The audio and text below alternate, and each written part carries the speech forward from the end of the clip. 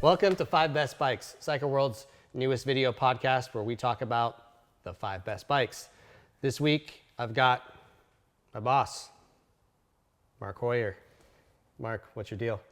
My deal is motorcycles. No, I'm the editor of Cycle World, have been for quite a while now, and we're going to talk about the 5 best bikes. 5 best bikes. So you've got a bunch of vintage stuff. You're the vintage master in the office. Whoa, no, I don't have that much vintage stuff. You have a lot of vintage stuff. You've got how many Jaguars? 2, yeah. What years?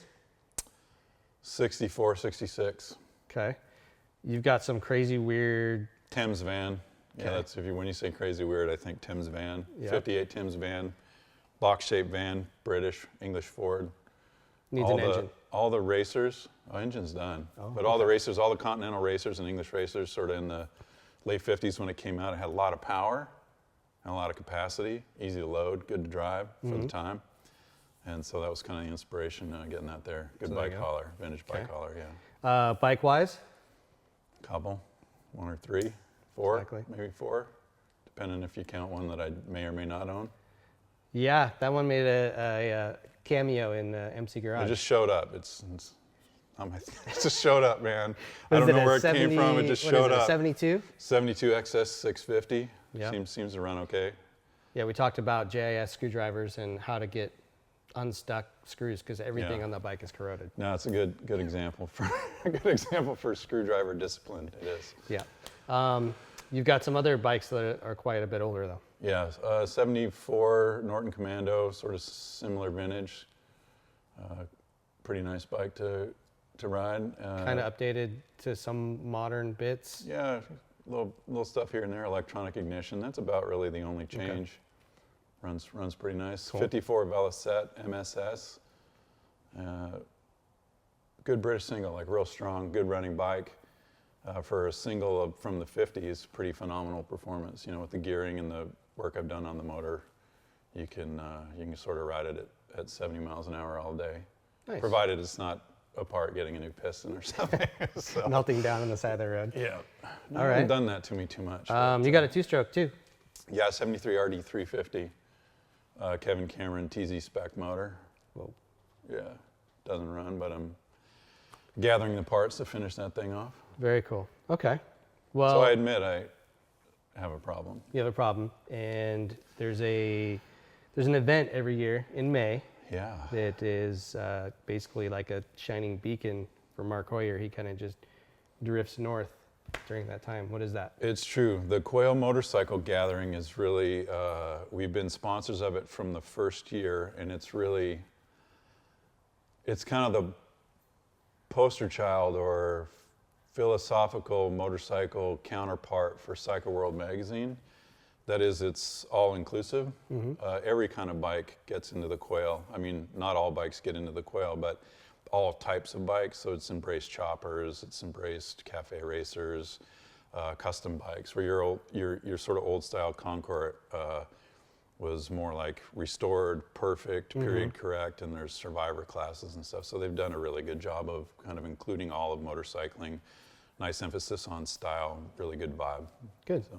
Right on. So we always have a special kind of event that happens during that as well, right? With Peter Egan. This year we have a special dinner with Peter Egan.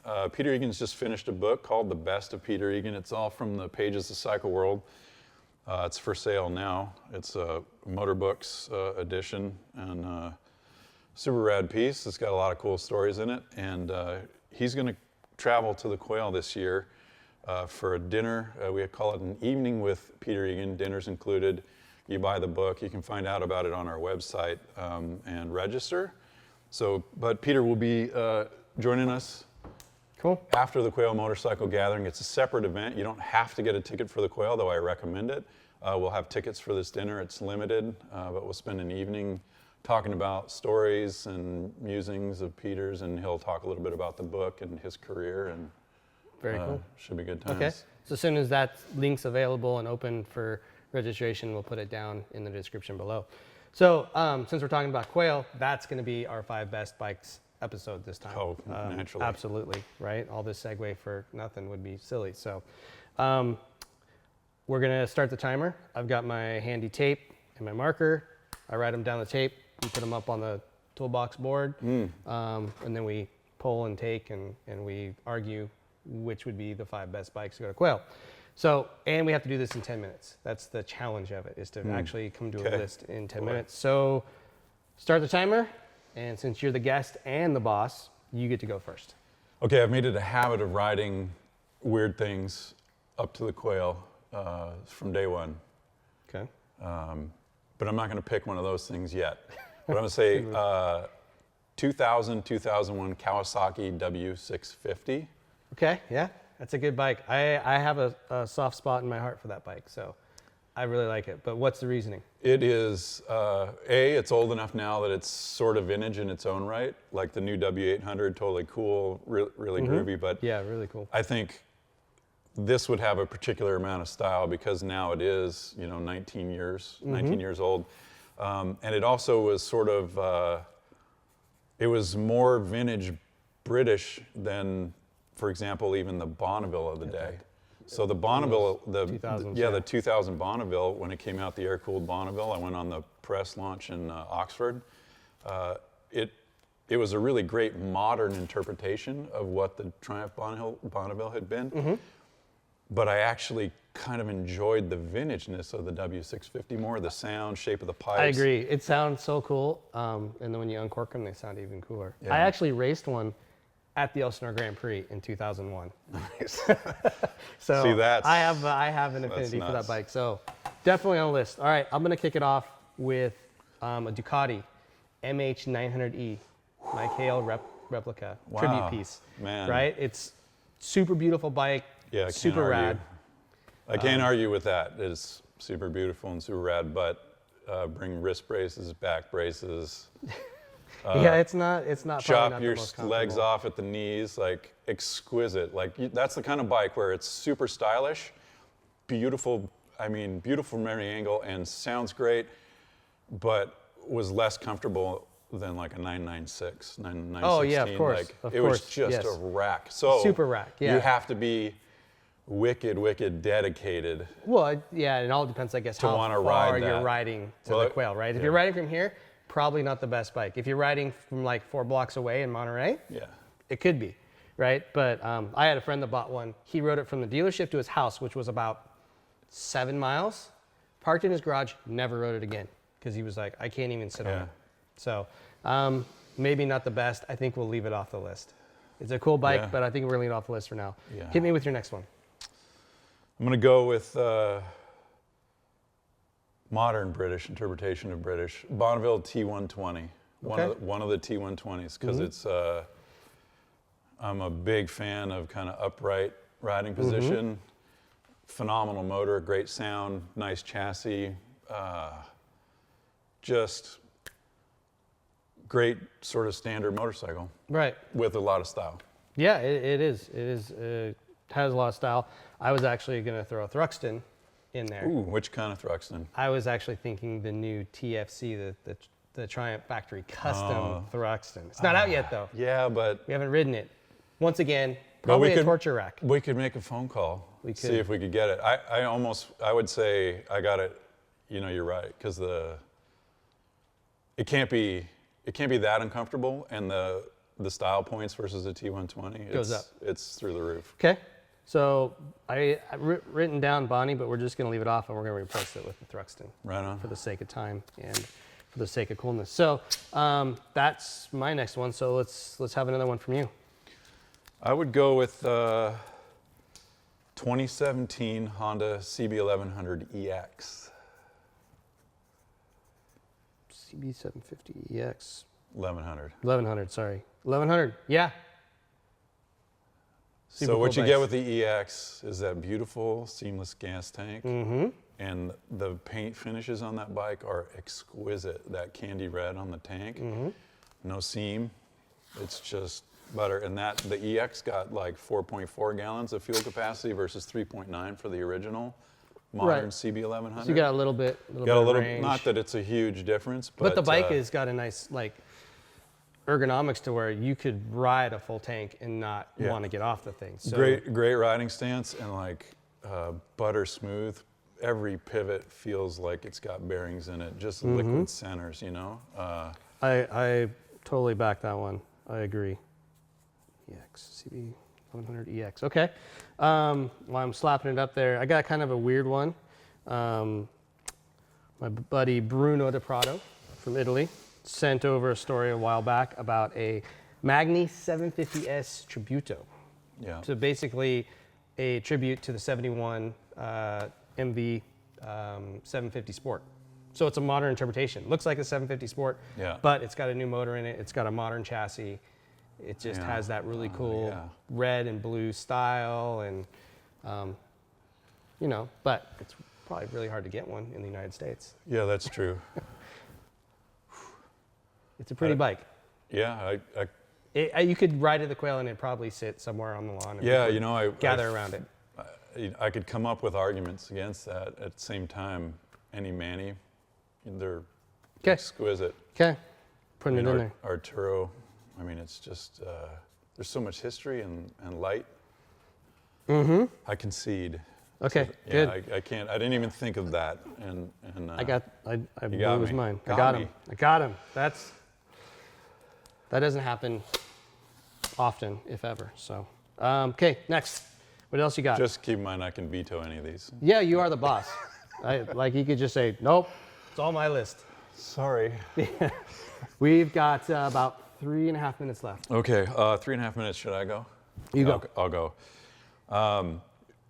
You can't pick any long trip up, say, Coast Highway for this kind of event without mentioning the words Norton Commando. I'd pick an 850 because I've got one and I've done the ride several times up and back. Great bike for the road, a lot of torque. I've geared mine up, electronic ignition, everything else is pretty much stock. Phenomenal to ride. I've had one mechanical. And it was electrical. Yeah, the rotor, the rotor, the Lucas rotor, after all this time, blew up, shredded the stator, didn't break the primary. I pulled off the freeway right to a gas station, pulled off the primary, cleaned it out, bought a battery just in case, but I just ran on battery power, left the lights on, made it home. So it's technically not a DNF.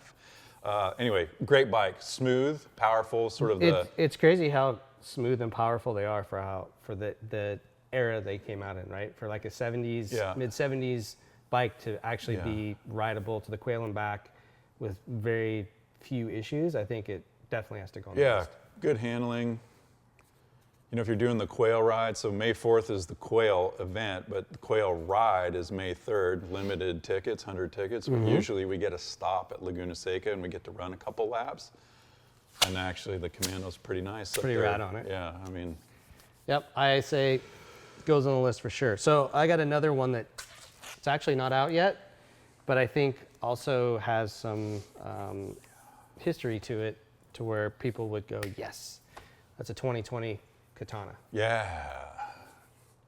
Just What I like- looking at it, I mean, it looks like a modern interpretation of the OG, Yeah, and it's got all the modern yeah. improvement. You know, it's just going to be nice. What I like about that pick is K5. So it's a GSX-R 1000 K5 motor. Yep. It's not fully tuned the way the K5 was, but that is one of the great inline four cylinders, just a gorilla, Yep. you know, longer stroke. Pretty inspiring piece. Okay. Wicked cool. Let's put it on the list. All right. Okay, Katana. And I love the lineage of it. I'm sort of like probably target audience for what that Katana is, you know, and being... Well, even me. I mean, I was probably 8 years old when the Katana came out, and still, that thing was crazy rad. Yeah. You know, I was looking at motorcycle magazines when I was a kid, going, No, yeah, it was that thing's- mind-blowing, that styling. Spaceship. Hans Smuth, Yeah. So mind-blower. put it on there. All right, we got 6 on the list so far. We got a minute. One more. Give me one more. Okay, Velocette, swing arm Velocette 500, another bike that I own, but for the reasons I mentioned earlier, really good power, all day at high speed. You can run that thing at 70, Yeah. and again, I've never had a mechanical that's, How many times have you ridden it up and back well, for various things, I've probably done 8 round trips on it. with no mechanicals? Nothing that put me in a truck. I had some stuff where I had to, tighten up some hose clamps on the oil lines. All right. And that, but yeah. All right, well, let's put it on the list and we'll call it at that. Although I did have one more, and that is a, depending on how short your ride was, Super Cub. Oh, darling. Super Cub, only because it would be a great little bike to cruise around, to get around town the whole time. I mean, it just in and out of everywhere, and look at it, man. I mean, it's got some style. 3 days, no freeways. You could do it that way. And that would be Yeah, that would 3 be days, awesome. no freeways. You would have a great little We got ride. room for saddlebags on there. Solo seat, I ride alone. Yep, same. So should we put it on the list, or is it just too much work? Oh man, it's darling. It'd be great when you got there, but Too much work to get there. trying to hammer up, Coast Highway or something, or Nacimiento Ferguson Road. Yeah, I'd be getting strafed. I think you would, yeah. A little bit of stressor right there for me. Okay. I'm thinking. Well, cool. We've got we're actually over time, so we're gonna need to hurry up and knock these out. So W650, Thruxton. We've got kind of two twins going on here. Which one's out of these two? I think the Norton's got to stay because that's your bike, and I'm not gonna kick your bike off the list. Yeah, I gotta pull executive power on that one. Yeah. So what do you think? Out of any of these, which one would be the first one you would pull? I would first probably pull. I guess I would.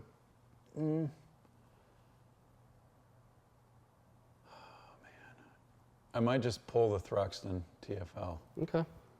TFC. TFC, sorry. Yeah. My C looks like an L. Yeah. Okay. Thruxton TFC. Gone. I say W50 650 stays because I love that bike. Yeah. It's, like I said, special. I think this guy, as cool as it is, might be a tough one to procure for one, and then you might be stressed out riding it all the way there. Yeah, yeah. Okay, so 750S is off. We have 5 bikes.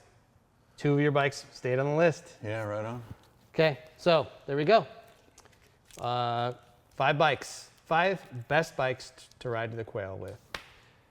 2000, 2001 W650, any Norton Commando, Yeah, preferably an 850.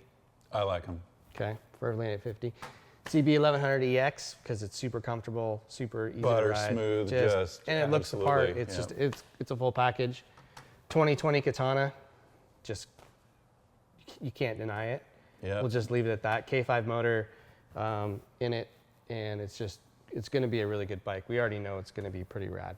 And Veloset. Yeah, Veloset. So Swing Arm 500. Yeah, and like 50 Zero, it's really, the technology is kind of older than that, but it sort of represents the truly kind of classic era. You could pick a BSA, like a Gold Star or something, but I think a British single is sort of the foundation of British motorbiking. Yep. So there it is. 5 best bikes to ride to Quail with. If you like what we're doing, like, subscribe, share with your friends, and we'll see you for the next 5 best bikes.